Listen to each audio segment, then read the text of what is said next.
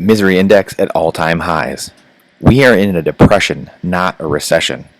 I know recently we just had an article and a video about recession and what we're doing in our portfolio the last month here in our monthly update. However, we're really, the more you dive into this, in a depression, not a recession. Brandon Gentili here. It is said that when your neighbor loses their job, we're in a recession. When you lose your job, we're in a depression. We have been in a depression. When you dig into the real metrics and use the ones not manipulated by the government, you see a whole new world open up to you. Lifting the government's fog of war enables clear vision and leads to clear thinking. Ronald Reagan was famous for branding Jimmy Carter with his misery index number when he was in office. First, let's look at what the misery index itself is. The index takes the basic formula of inflation plus the unemployment number and adds them together to tell you in a general sense how healthy the economy is. When Carter and Reagan were battling it out, Carter had numbers in the 20s in the late 1970s. That was considered very high. People were really struggling. Rationing, shortages, and lines at gas stations were familiar sights in that time period, as seen here below.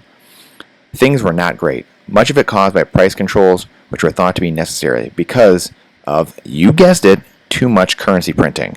We were funding NASA, the Vietnam War, and LBJ's Great Society, welfare, just to name a few things the USA was spending too much on. So, other countries began to call the United States bluff. They wanted their gold back. The United States didn't have enough.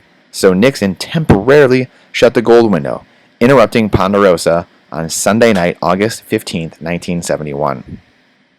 The day the dollar and all the world currencies became backed by nothing, zero, not worth the paper they are printed on. The most incredible part is no one did anything about it. No one did a single thing. The dollar is debt, an IOU for true money. Think about that. Repeat that very slowly back to yourself. The governments of the world did nothing. They did nothing. Zero. That is really remarkable when you think about it. They destroyed people's currency all over the earth, and yet no one blinked, no one did an eye to the United States. The U.S. for the next 50 years has been able to live in exorbitant privilege because of that. This is why the system needs more and more debt, because the dollar is debt, an IOU. Balanced budgets aren't actually possible. Anyone living in reality and trying to save and using the old rules are getting and will continue to get annihilated. The dollar is debt. I repeat, the dollar is debt. Saving it means you are saving a debt instrument. It's not actually worth anything. Gold and silver was true money. Bitcoin is true money. Those hard assets with properties of money, stores of value. That is the biggest thing a money needs to be, as a store of value. And fiat is none of that. It is not a store of value. It is absolutely zero store of value. So it cannot be money by definition. In 1971, Nixon's shock was a default of the U.S. currency and a soft default of the country on its promises to those holding the dollar and dollar-denominated assets. Here's Nixon interrupting Ponderosa in prime time Sunday night. America is living in borrowed time. The embarrassment of this event 50 years ago and the rest of the decade led the government to rework and fiddle with the measurements of inflation and unemployment, among many other statistics, to obscure the true situation. I'm sure you were shocked to learn that. If you have spent any time researching any of this or any time on our YouTube channel or on our blog, government once again only having their best interest in mind to make themselves look better and pass the buck. Once politicians are held to account and fundamentals return through sound money, these types of adjustments, quote unquote, will be near impossible to make. And again, maybe that's wishful thinking, that we'll actually have a return to sound in more natural times. However, I do believe, I have great hope that this will occur naturally. With an immutable ledger and clear transparency, these opaque government shills will not be able to hide money movements and where the flow of money is moving to. Aid to Ukraine or paying for infrastructure or for studying cow farts will now be able to be monitored by the public.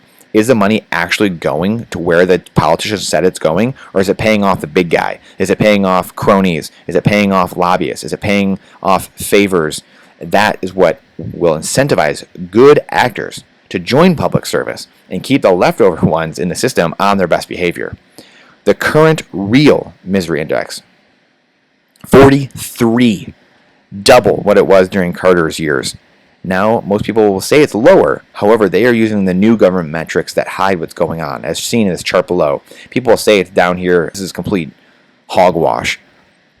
If you use the metrics we use from 1980, then the real numbers are off the charts. Real inflation of 18%. If you go to shadow stats, you see the real inflation and the real unemployment calculated how we used to calculate it back here during these times, in these crazy boom times of the misery index, which was really bad for the consumer. In 1975, we were at 20%. 1980, we were at 22%.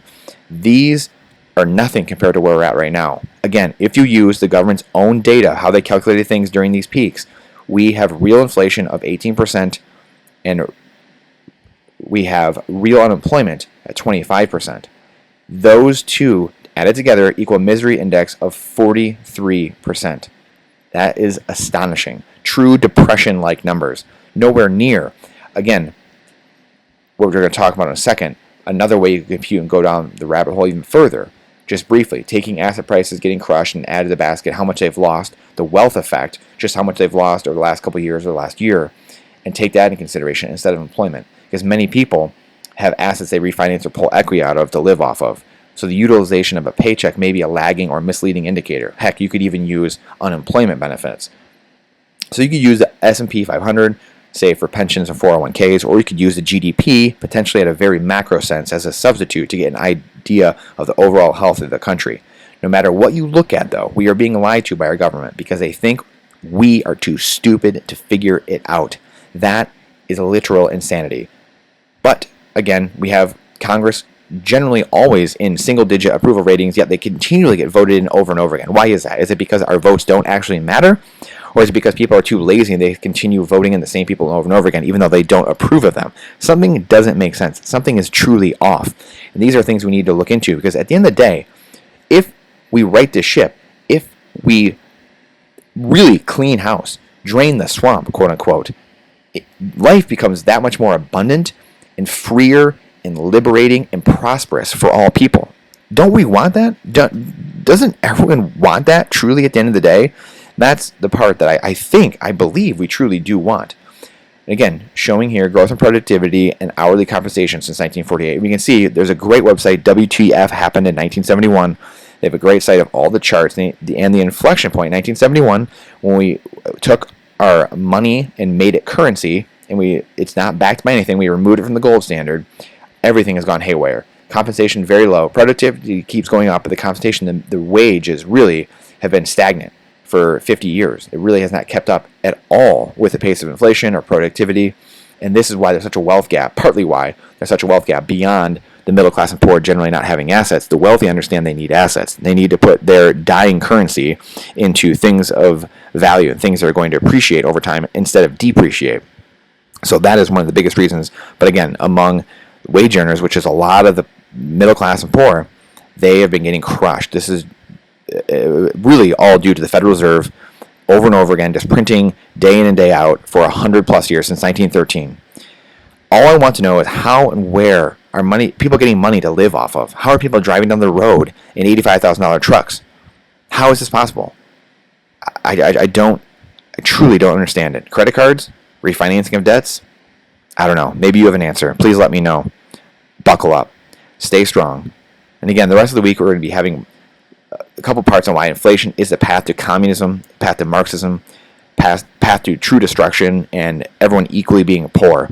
And we will have why the elites are talking about deflation and lying about it constantly, and they don't want it. Ben Bernanke, the Federal Reserve Chairman, who completely has gotten everything wrong, really, for decades, got the great financial crisis completely wrong, said there was nothing wrong, and then, months later, just as we know, history, the rest is history, as they say. And he has a paper from the early 2000s saying deflation, why it can't happen here.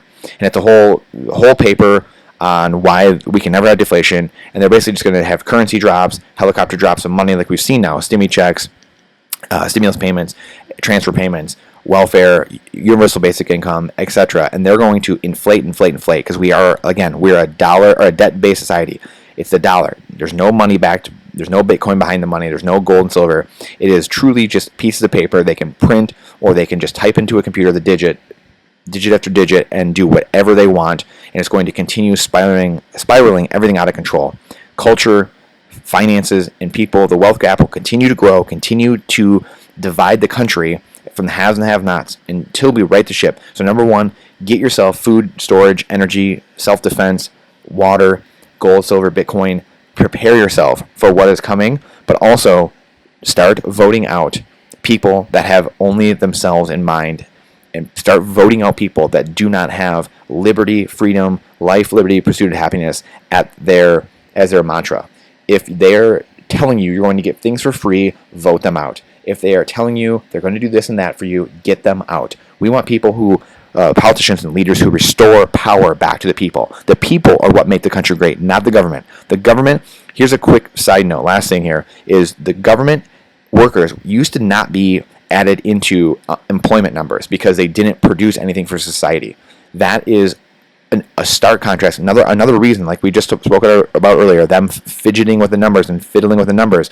That was another thing they did that I didn't even mention earlier. They used to not even contribute to the workforce numbers, the government employees, because they did not provide anything to the gross domestic product. So just goes to show you, they have screwed this so much to blind people from what's really going on, and then pass the blame and say, nope, it's the left's fault, or it's the right's fault. It's their issue. It's colored folks and white folks and these folks and that folks. It's people of color, people not of color. Whatever. I don't even know what the terms are nowadays. It's left and right. It's red and blue. It's Democrat versus Republican. No, it's the elites. It's the 1% and the banksters and the politicians and the cronies versus all of us. That's truly, at the end of the day, it's always been that way. And hopefully it won't be that way going forward. But we know the answer is, so let's get prepared, let's figure it out, and let's move forward. Thank you so much for your time, your energy, your effort. It's the most important thing we have. Thank you for listening to me here today. If you like this, what we do here, our blogs, our videos, please share them. Please like and subscribe. Please let us know what you like and what you don't like, and what we can do to provide more value. Thank you. We'll see you on the next one.